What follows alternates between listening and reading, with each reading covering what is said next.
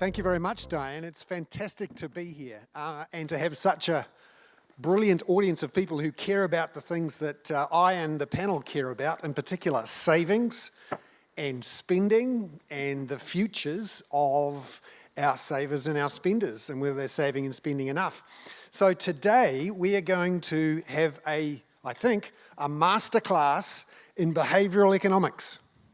This is all about how to nudge, how to tempt, how to prod, how to wave carrots and sticks in front of people, or maybe whack them on the back with a stick, how to get them to save more, how to keep saving, and which is the best way to do that. And to do that, we're going to have if you like, a tour around the world of savings schemes to find out which schemes have worked best, what tools, particularly around the default issue, around compulsion, around incentives, what has worked and what hasn't worked. And we've got a fantastic set of panellists here today to do that tour of savings schemes and to give that masterclass in behavioural economics.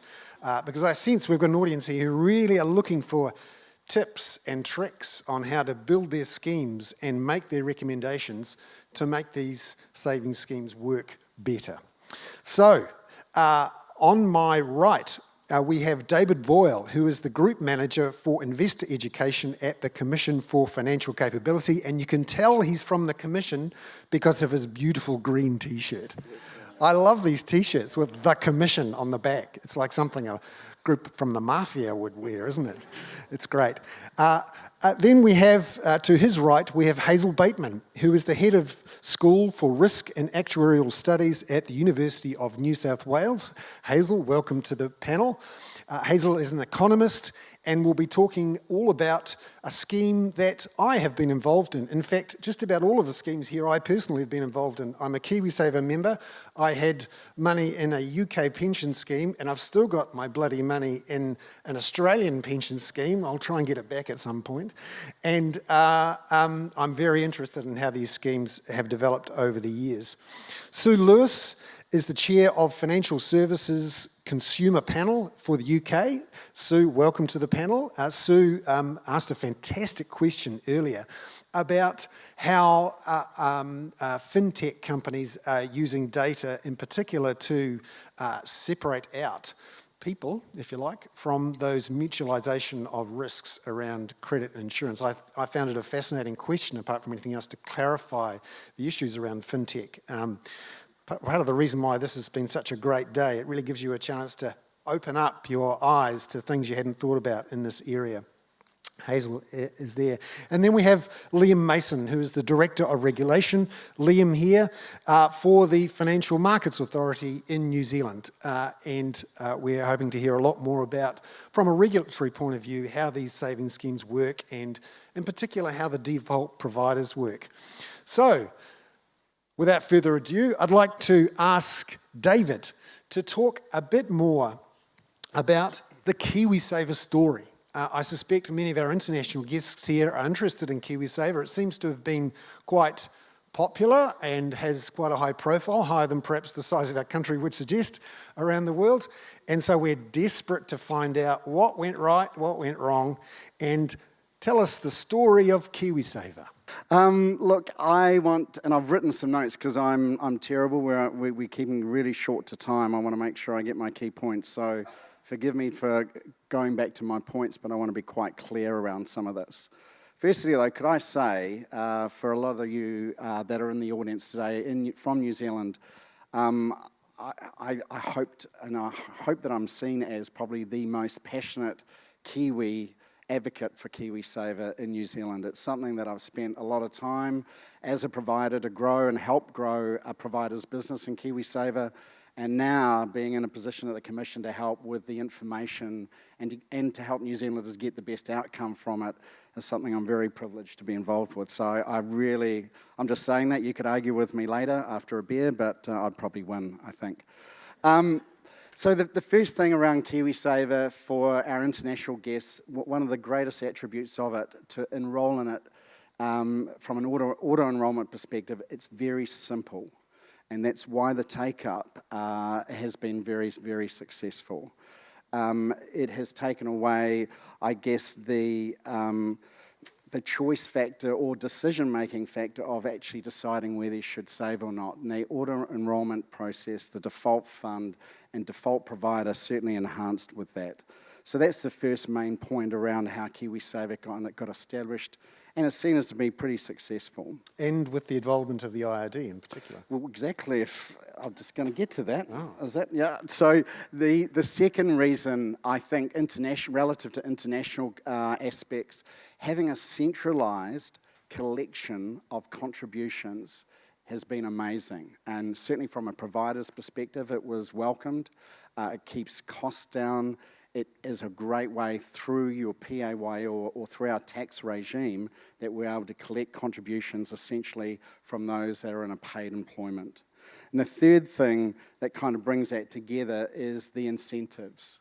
And I think there needs to be a bit of a balance there. So the contributions from employers as well as the contributions from the government certainly encouraged, and that's why we have probably a pretty good take-up by way of numbers in New Zealand. So we're in our 10th year. I'm kind of a bit tired when people say, oh, KiwiSaver's still new. In New Zealand, we're in our 10th year. So we're getting to something of a watershed period of time, and we should be able to hopefully look back to go forward. And I just want to touch on that very briefly. So internationally, and I think even domestically, we think it's successful, and it probably is, but I think it's really more only on the surface. At the moment, we've got around 2.64 million New Zealanders in KiwiSaver, around 35 billion of FUM. We've got 9 default providers, and we've got employers taking a more active choice in their provider, somewhere just under 20K, which came out of the Financial Markets Authority annual report just recently. The success of auto-enrollment cannot be underestimated to get people to join and get into the savings habit. The process that we have had, particularly around default provider and default fund, has taken away the barriers of those New Zealanders who didn't know how to start or what to do. So by that I mean they didn't have to choose a contribution rate, they didn't have to choose a provider, they didn't have to choose a fund, and they didn't even have to complete a lot of forms. And for a lot of people, that's one of the real issues around getting started. And it's reached around 75% of the working age of Kiwis in New Zealand. So from a population, from an activity perspective, it all looks pretty good. But I think it's really important to touch on the things that we've got some gaps and challenges. And I want to talk about the default auto-enrollment process. While it's a great start, it also encourages almost a set and forget mentality. By that I mean, once New Zealanders have ticked that KiwiSaver box, that means they think they're okay. And it doesn't get them to look at what fund they're in, what the contribution rate is, and what their goals or objectives are around long-term savings, particularly what kind of income they want in the future. Has there been any research done on how often people think about their KiwiSaver? How much forgetting have they done? I think anecdotally there isn't a lot of research outside the fact that we would feel, both from a provider's perspective and feedback, that there isn't as great a connectivity as we'd like, and that's one of the challenges. Providers are finding it hard to connect to some of their default investors. That said, there's certainly some providers out there that are doing a very good job, and that's been proven recently, and I think Liam's going to touch on that as well. The other problem that we have is a lot of the funds, around 40% or thereabouts, are actually in conservative asset classes like cash and fixed interest. Doesn't sensibly sound like a great place for long-term savings, but there's some work to be done there. Contribution rates are falling. We need to reignite them. We've got 1.1 million members of New Zealanders in KiwiSaver that aren't contributing today. Maybe just under 400,000 of them are kids, but they're still a growing number.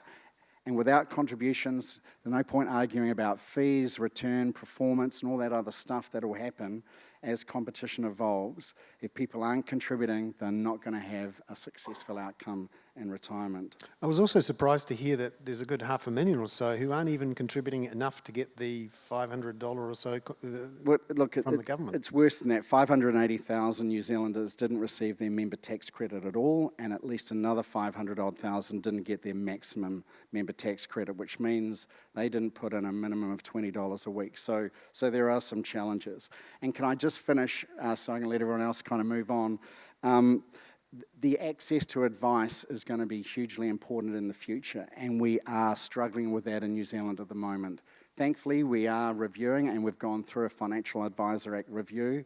We don't have enough advisors in New Zealand, and we don't have probably the means of connection, but we do know, and it was, what Florian mentioned before, highlighted where that gap is. New Zealanders don't seek advice for a whole lot of different reasons, not just financial, but I think we need to improve that as well. But that's my opening comments. David, that's a great introduction to KiwiSaver.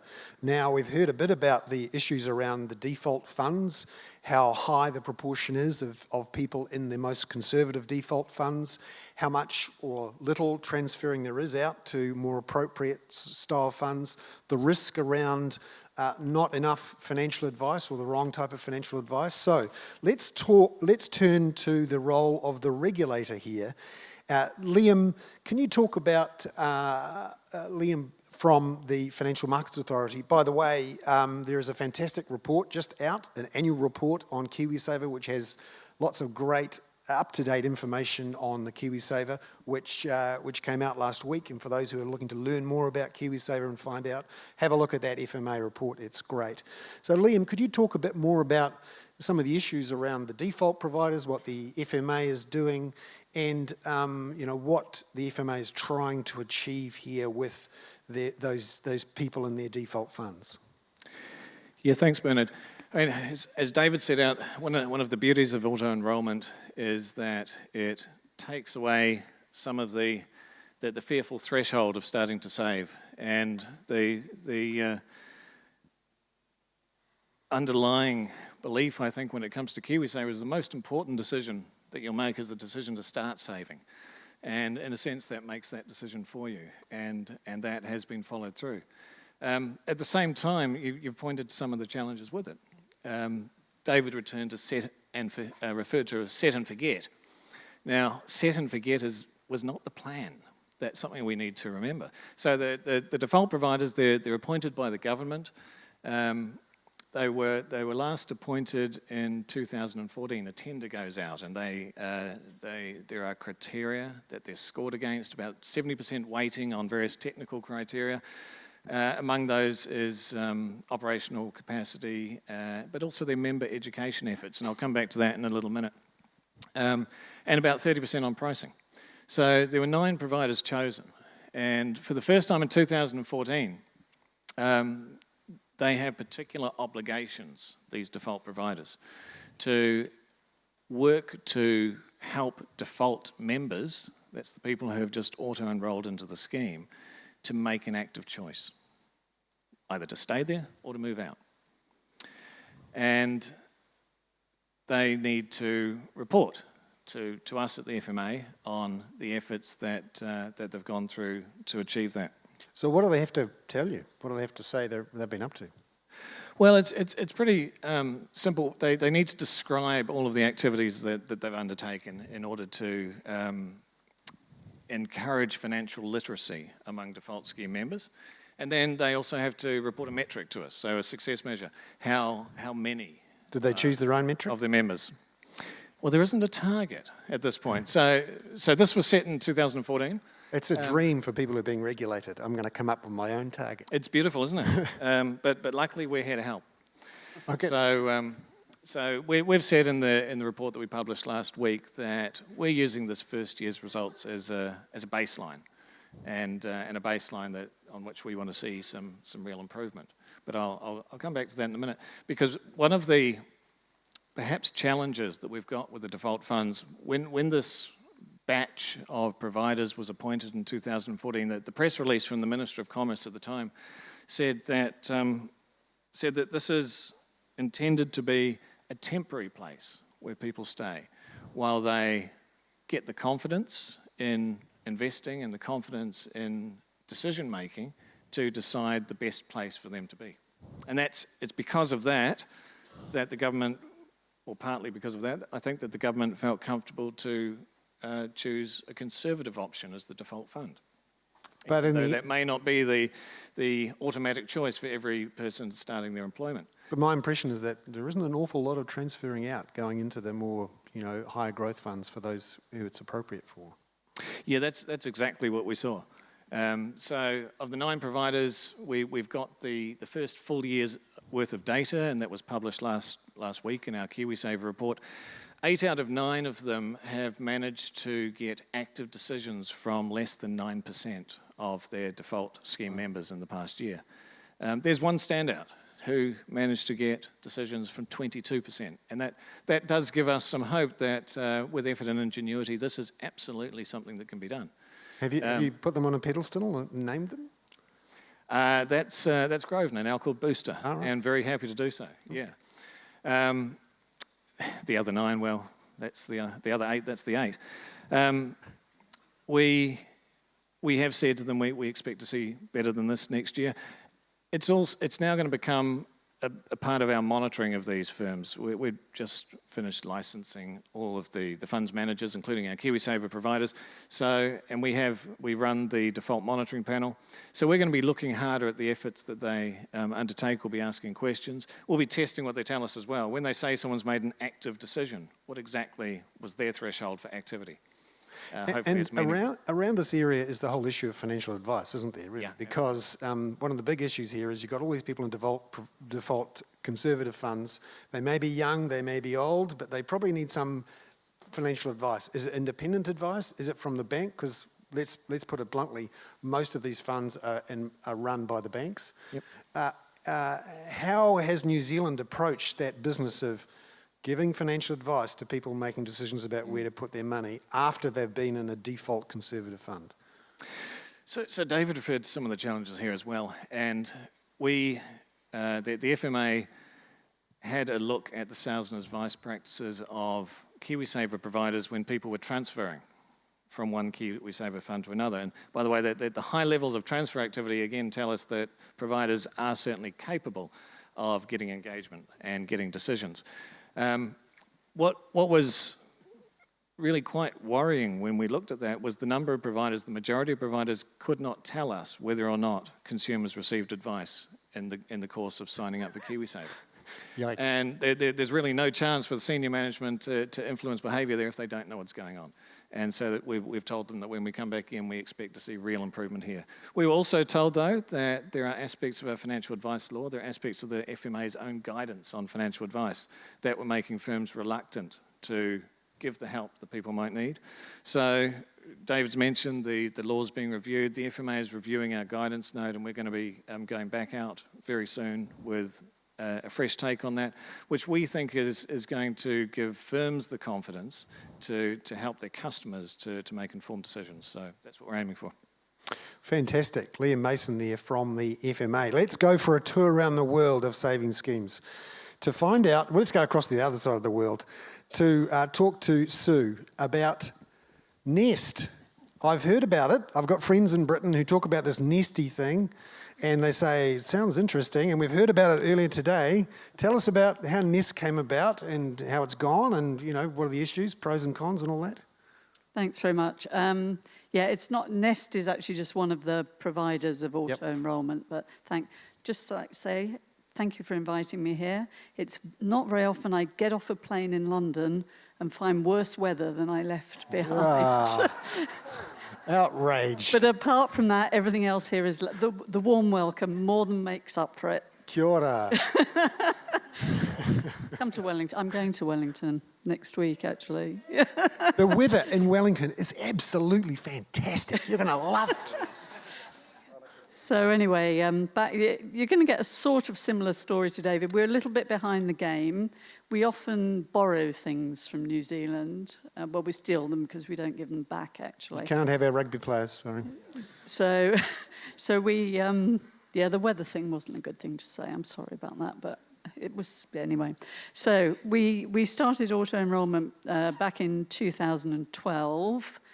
And so every company eventually will have to auto-enroll what they call eligible employees, and that's pretty much everyone except those on very low income or those above a certain age.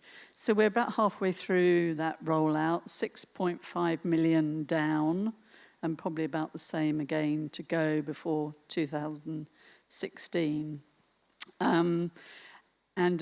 Gradually the amount of contribution is creeping up. So it'll be 4% from the employee, 3% from the employer, and 1% tax relief from the government. So that's by the end of the process? That's, Yep. yes, Yep. and that's gradually ramping up to 8%. And that's one of our first problems, nowhere near enough, of course. So, but 8% nowhere near enough. no. Wow. New Zealand's got a problem then, isn't it? But anyway, Yeah. go on. 8% is not enough for many people. So maybe we'll come back to that. We've got a fairly low opt-out rate. It's currently about 9%, but that may go up as we get smaller and smaller employers into the scheme. Very, very high default choice. It's over 99% are in the default fund for the major, so Nest and what they call master trusts, which are multi-employer schemes. So I'm actually on the board of one of something called the People's Pension, which sounds sort of, yeah, anyway. And they brought me in because one of our legal jobs is to increase member engagement. So the pensions regulator sets out very clearly what we must do to communicate with members. And one of the things we're meant to do is communicate, get views from members, so to inform things like our investment strategy and whether or not they're getting value for money, and all that's set out in a legal way. So as trustees, we have responsibilities for engaging members, but actually a few problems in that, doing it. I mean, you should really come back next year and ask me whether I was successful or not, but we did, so that's what we are meant to do, and we have things like clear communication. So we did or the executive where I am did a survey of the level of member interest. We're trying to get together a member panel, I mean, either online or face-to-face, however. So we did a random sample of 5,800 members. We got 77 responses, of which, those 77, 10% were interested in some kind of member engagement. 7, 8 people. Roughly, yeah. So of that order were interested. How did you try and contact them? I'm curious. Well, we did two things. I mean, one was a random sample of direct email, and that relies on them having activated their account online, which not everybody has. And then we did another survey, actually, of those who were already using their online account and got them on the way out, and that was actually a better response rate. So the challenges of a very disengaged, so Park clearly very disengaged. And then the other thing that's happened in the UK is we've quite recently done away with our virtually compulsory annuitisation. So we've used people's inertia to get them into pensions, and then 10, 20, 30 years later, what we do is we actually call it a wake-up pack. And that says, right. Is it a bit like a woohoo pack? Woohoo! You really probably didn't know you got a pension, but now wake up because you've got to do something with it. And actually the pension freedoms are where the advice challenge really comes in, because people are going, oh, I've got a pension. Oh, that's interesting. Didn't know about that. Which is why it is so vital to engage people somewhere along before the wake-up pack kind of hits them around the face like a wet flannel. So that is one of the... So what are people doing when they get this money? Are they pulling it out? Are there annuity schemes, or what's... People can still buy an annuity, but they're using drawdown without necessarily taking it. I mean, that's the problem. They're not necessarily taking advice. And of course, the investment management fees are just eating away at their money without really realising it.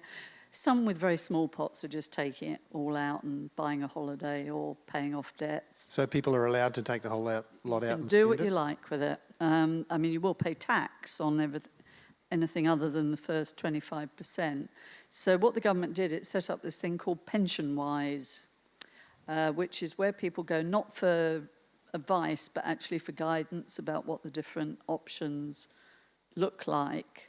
And then if they want to go into something like drawdown, they'd say, well, it's probably a good idea to take regulated advice before you do that. And if they want to transfer their DB to it, because these are DC schemes, then they have to take regulated advice. But you can't find you can't find an advisor to take business because... Well, that seems to be one of the big issues with these schemes, is that you set it up, the money's there, the set and forget. Maybe people aren't really connecting with their providers, they don't really understand what they've got.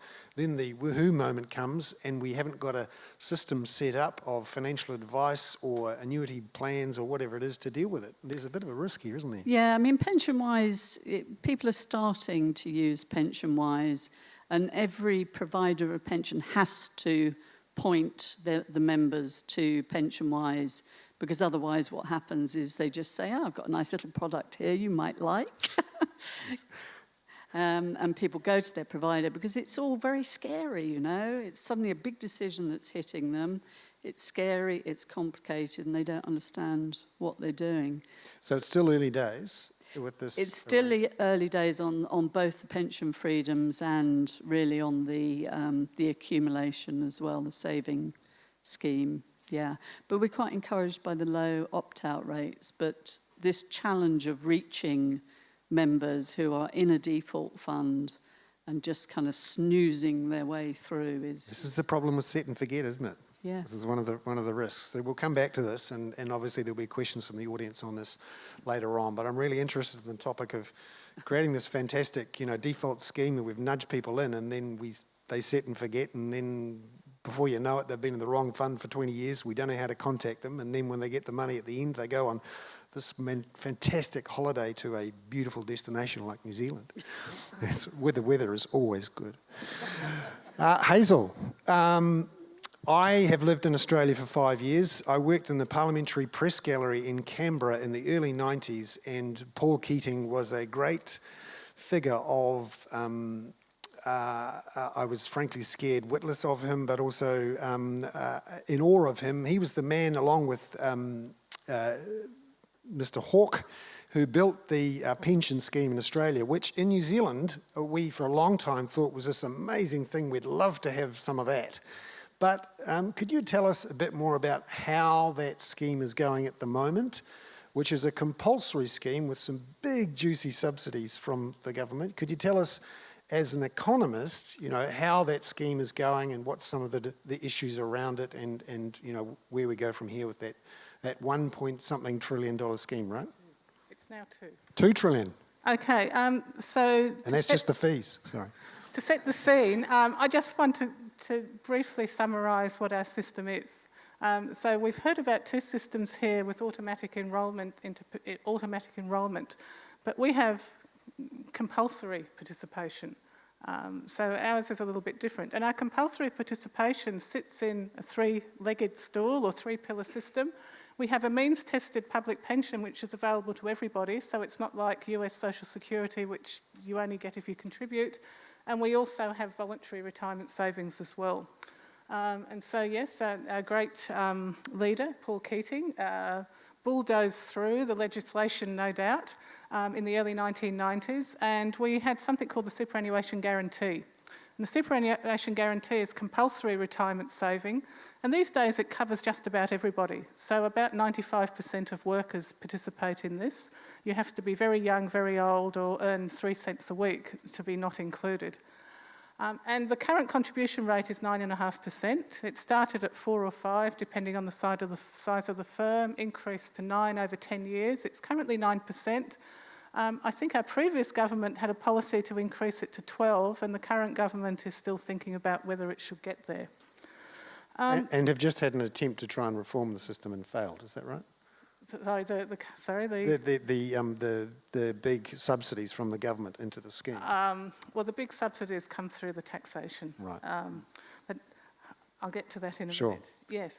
And so what we have is a system it's a combination of compulsion, of defaults and of choice. So if you look at, what we're doing is saving for retirement here.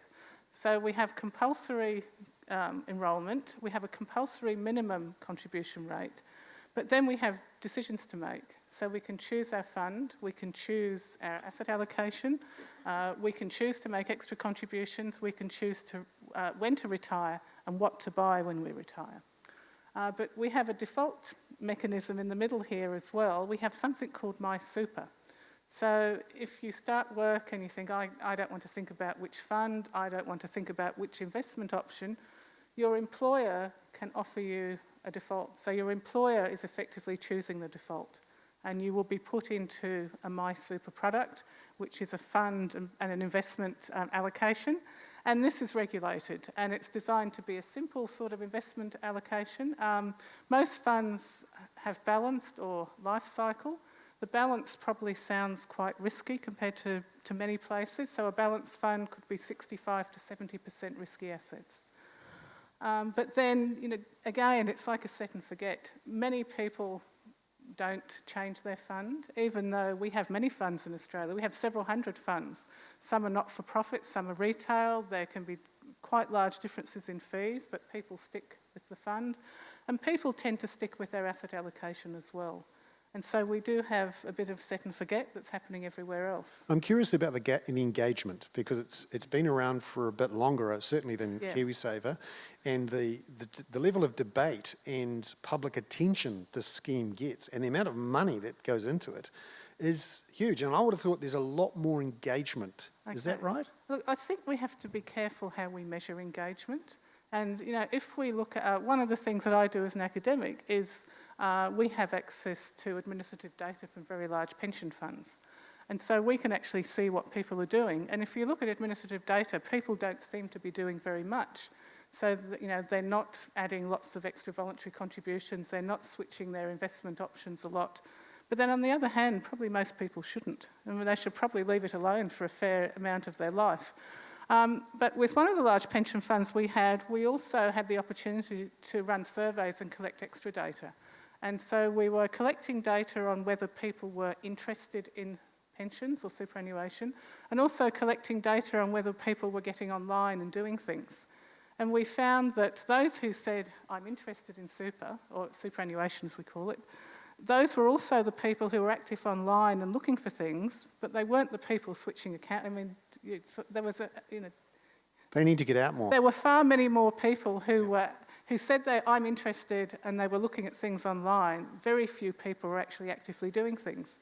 And what we really want, I think, is people to be interested in paying attention. We don't want people to be daily managing and switching their funds. I'm interested, though, that there is a lot of these self-managed super funds in Australia, I'm told. And some of that money is being put into residential property. Is that right? Okay, another myth. There's a lot of money in self-managed, not necessarily a lot of people. And so it's, horrifyingly, it's about 1/3 of total pension assets. 1/3 is self-managed. Total pension assets is self-managed, but a very small proportion of people. I think I can't remember now, maybe 500,000 people have self-managed super funds. Another academic study I've been involved with, we actually had access to the asset allocation of a very large sample of self-managed superannuation funds, and we found that the myth of putting a lot of money in resident, it was a myth that people were putting a lot of money in resident. So where were they putting it? I think the problem with self-managed super funds is that people were doing strange things. So they weren't having balanced portfolios. They were either putting a lot in very safe assets or a lot in equities, very little in overseas assets.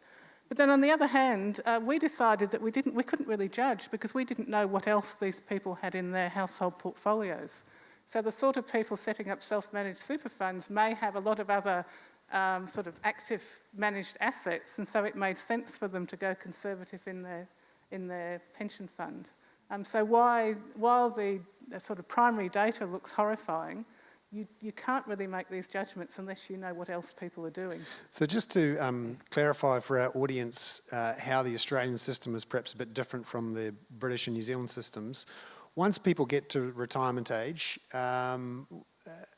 what happens then to the money, the liquidity moment?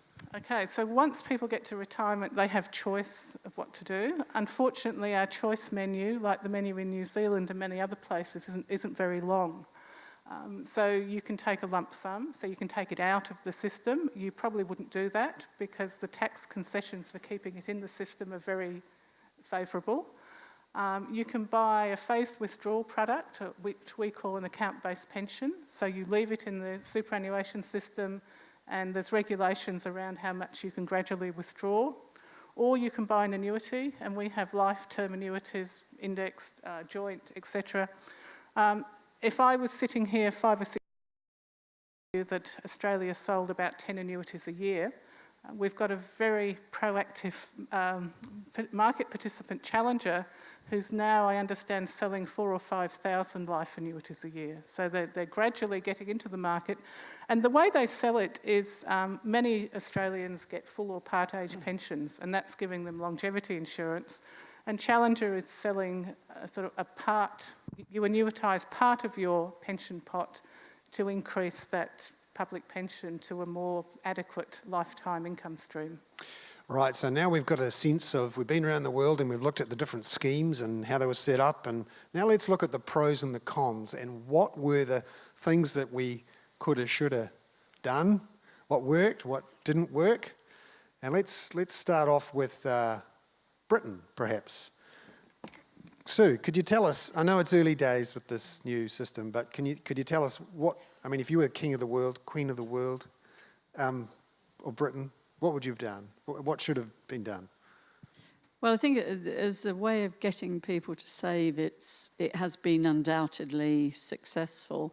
The other thing I should mention about the UK, and I think it's probably a bit true in New Zealand and Australia, is that, of course, people think buying a house is a retirement policy, not helped by our Bank of England chief economist saying, actually, property is probably better than a pension.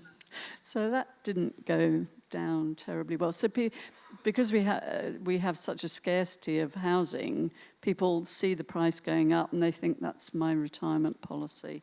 So we need to do something about that as well. You said Auckland weather is a lot like London weather. Auckland house prices is a lot like London house prices. Yeah.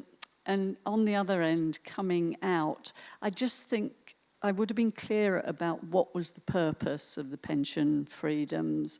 Now, I can see that there was a big problem with annuities. The rates were going down and down and down, so people were able to buy a lot less income with their pension pots. But it seems a bit sudden and it's not clear.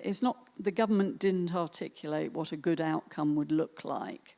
And so the whole thing is a bit of a sort of Wild West at the moment, but I guess it will settle down. And have there been any sort of disaster stories or, big issues that have had to be cleaned up or anything like that?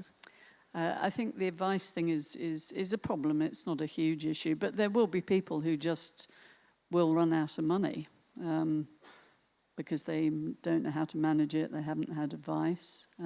That whole issue of what's the right contribution rate and how do we get there is a big one, particularly when interest rates and return rates on assets keep falling. The number keeps getting bigger, doesn't it? Yeah, well, that's why people buy houses. David, we've got KiwiSaver up and running. Pros and cons, lessons for the rest of the world, things that maybe you shouldn't do in the rest of the world? Like I mentioned before, I think it's been a great start. The real risk is, declining contribution rates. Perhaps people not considering what they really need in retirement by way of income. And we know that Minister Goldsmith is very keen to see, and there's been some work done by FMA, MB, and ourselves to see how we can enhance, or providers can enhance their information they give through the annual statements. I think that transparency is really important, not looking at what they've got today, but also what it could be worth tomorrow and what it would drive as an income. There are a lot of things that I think we can do, and I think part of it is getting more engagement, but also showing the value of what that engagement brings, and particularly, hopefully, more competition. Providers concentrate on connecting with their members and, more importantly, looking at returns and ultimately how they can add a lot of value through that outcome. So David, 30 years' time, you just hit the 60 mark. What do you think success looks like for KiwiSaver? Because, it's 38 billion now or so. In theory, in 30 years' time, it's going to be a lot bigger. We'll be through the bulk of the baby boomers. What does success look like for KiwiSaver? I think success will be that there'll be more New Zealanders that will have a far better income, maintaining their longevity, which is driving all this. The biggest issue is that, which is great that we're living longer, but we need to have our incomes living as long as we do to enjoy that time. And I think more importantly, what the contribution rates that we've got today are just not going to get us there. I'd like to see a lot more competition from providers, a lot more, information that will drive behavioural change and get those regular contribution rates up. And we've been doing some work, and Diane, of course, is driving the retirement incomes policy review, and we're going to be looking at putting some recommendations that we think will enhance and grow New Zealanders' financial wellbeing because of that. Sue? Yeah, sorry, there was one disadvantage I forgot to mention, thank you. And that's the people who don't get auto-enrolled, which by and large is those on very low incomes, and particularly the self-employed who miss out altogether, and that's 4 million people, and we need to tackle that. I was really interested in the discussion earlier today about the move towards a contractual and contingent workforce, where we're all in the freelance economy, not having a permanent employer. How do we design schemes for that sort of world, where everyone's got 4 or 5 different employers and might be working in 6 or 7 different places? I mean, how does these default schemes, how does the default system work when you've got a whole bunch of people who don't have formal employment relationships with one employer? Can I just, this is a really important point. It's a bit of maybe as well, is in New Zealand, the idea is that the employer does put contribution on top of their wage and salary. That's the intention of the Act. As New Zealanders' work has changed, either from going from PAYE or through that means to contractual roles or total employment cost, I think that's one of the reasons we're seeing a drop-off in contribution amounts, and also perhaps those employees not fully understanding the consequences of moving from a salaried or wage role to a contract role, and I think there needs to be some work done there. So I'm curious, has anyone on the panel heard of some great ideas on how to deal with the Uber economy? For all those Uber drivers, Uber's not making any contributions. How do we deal with that? Hazel? Well, this must be an issue in Australia, right? They got Uber there too? Well, actually, it's the same issue in Australia. I was very positive, but actually the self-employed are not compulsorily covered either. But then on the other hand, there are generous tax concessions, and about 75% of them do contribute to superannuation anyway. But I'm not going to advocate to do horrible things through the tax system, which are very expensive and also complicated. Well, tell me, it's your chance now to say what was right and wrong with the Australian system. What would you say to Paul Keating now? What was wrong? What is wrong is the complicated policy environment that goes around compulsory saving. Compulsory saving on its own should be quite simple. You're saving a certain percent of your income into a fund and it's accumulating. But we have very complicated tax rules, we have very complicated jargon. In the past, there was always very complicated information disclosure.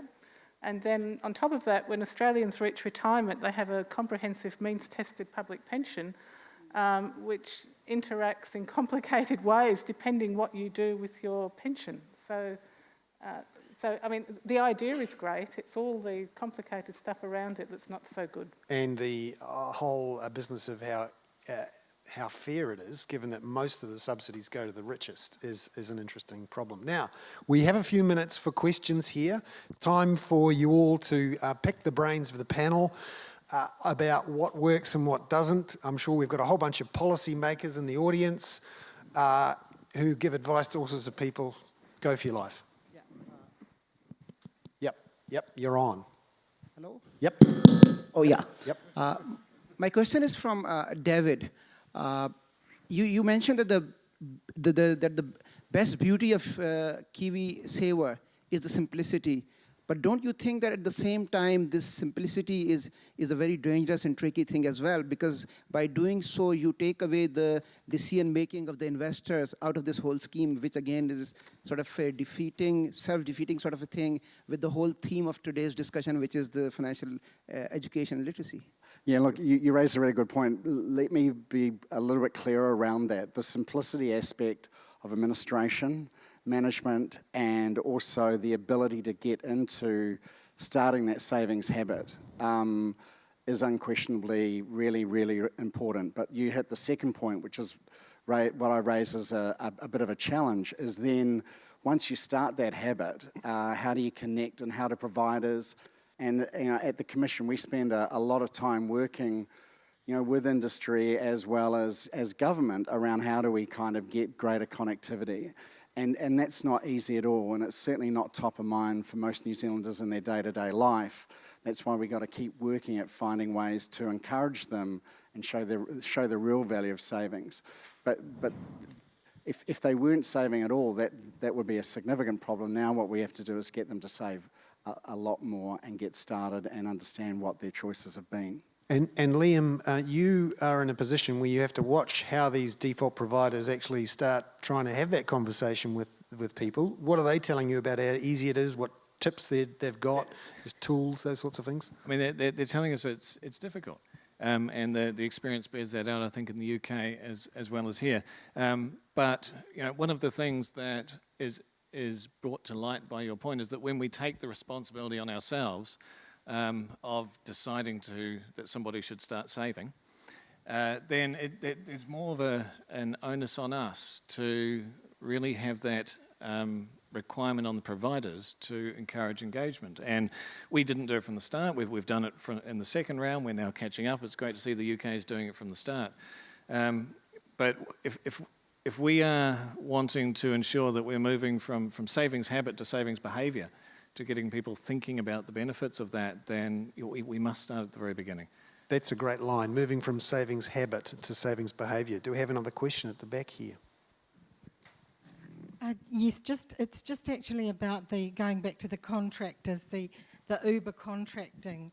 A lot of the contracting is actually done through the government themselves, and really it would just seem so easy for them to actually make the employer responsible for paying the KiwiSaver in the same way as they handle the GST.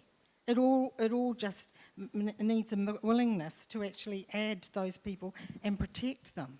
Yeah, and we've just had some changes in New Zealand to our health and safety legislation, which means that it's very difficult to sort of outsource and contract out your responsibilities for safety. Maybe there's another way there around savings as well. Yes, perhaps a question over here. My name is Gurpreet, and I'm an economics teacher at Moderator High School. And we discussed this topic with my students. And the reason people started with the KiwiSaver was the $1,000 kickstart. That was a really, really big thing for them, and they started it. And the defaulter, like you mentioned, David, like self-employed people or contract people, I agree with that. But second default is the exceptional cases. So I know it's a retirement fund, it's a pension, but when the people have health issues, like it was on the news as well, a lady who was diagnosed with cancer, and she didn't have the money for the treatment, and when she wanted to withdraw the money from the KiwiSaver, it was really hard for her. So why will she think about saving for the retirement when she needs money now? I think, yeah, look, that's a point that all New Zealanders kind of have to deal with today and tomorrow, and that's a really, kind of what this whole conference and symposium is about. Just on that particular point with that example, if that person was in either dire hardship or in some, medical condition that was pretty terminal, in that case, sounds pretty serious, it would be surprising that it didn't meet the expectations of the hardship clause that we have in New Zealand. So, seriously, it is hard. I mean, to get the money out, but to me, what you've talked about would suggest that it shouldn't have been too challenging to get the funds out, and it's something that they'd need to look at the provider who perhaps helped with that. So we've got a question at the front here. Yes, I think I missed something here in this sense. You represent, again, I'm taking up the European perspective. You represent, let's say, Anglo-Saxon culture, and that gives a lot of room with respect to Europe, continental Europe, to individual freedom, individual responsibility. If you take continental Europe and you take the objective of retirement income, most of it is provided through public pension schemes. And we have, for example, the objective of a target of 80% replacement ratio, which is more or less, or was more or less, provided by state scheme. I wonder, because you talk of choices, you talk of maybe making things gentle compulsion through default, you talk of making things compulsory in private schemes, but how much of the retirement income is provided through these schemes, private schemes, in New Zealand, Australia? I know a bit more the UK system. How much is provided by the state? If you consider the average citizen, how much is provided through the state pension, which is compulsory, and maybe, of course, has mutuality, but also has redistribution, and how much is left to the individual?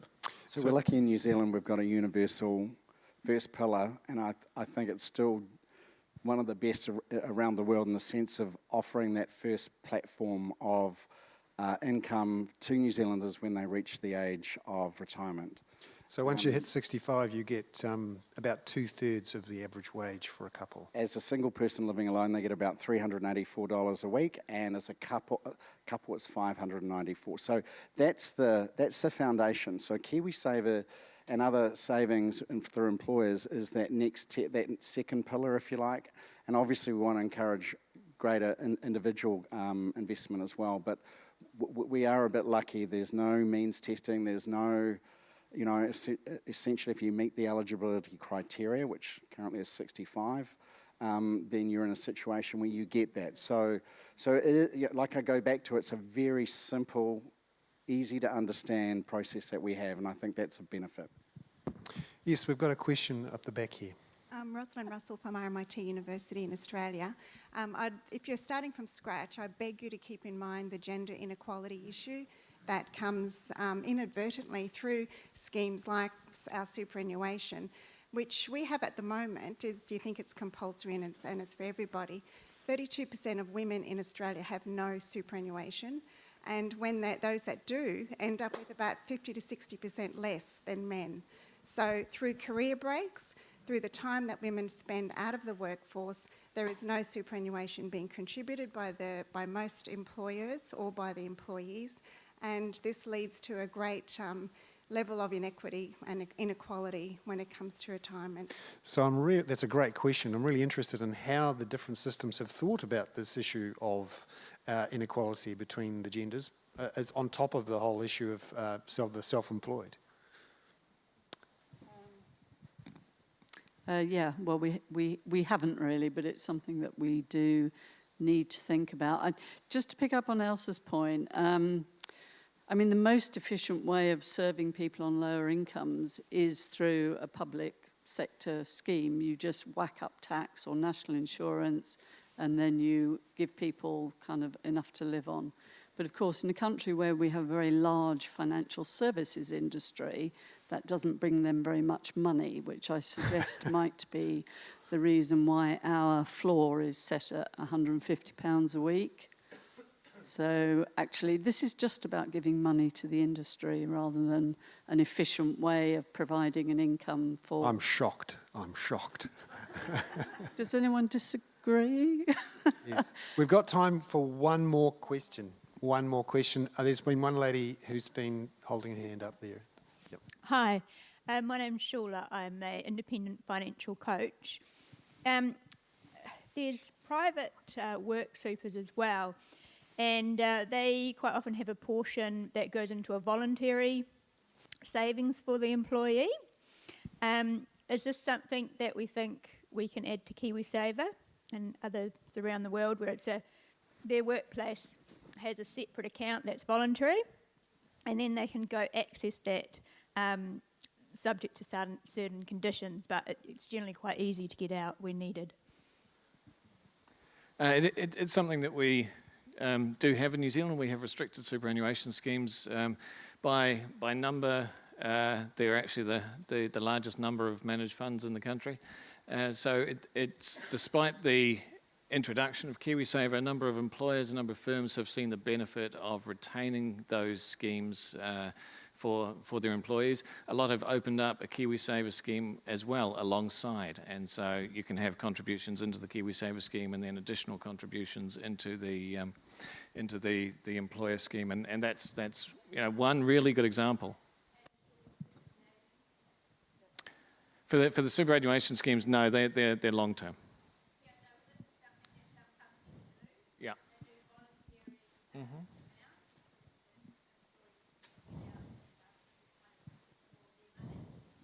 I was thinking in New Zealand, given the conversations around rainy day savings and the ability to create a buffer is actually hugely important, and it has massive implications, and I think that's perhaps the point you're making. Given we've got the centralised contribution program through Inland Revenue, that might be an opportunity to look at that as another option perhaps in the future. But I've got to stop now. You've got to stop now. This is a really good conversation. And for those of you that are here tomorrow, we'll get stuck back into this. We did say earlier that potentially retirement savings was the Ferrari of the savings world, and that for many it was the buffer and the rainy day savings that had to happen first. So I take your point, Shula. Thank you very much to Bernard and the panel. That was fantastic.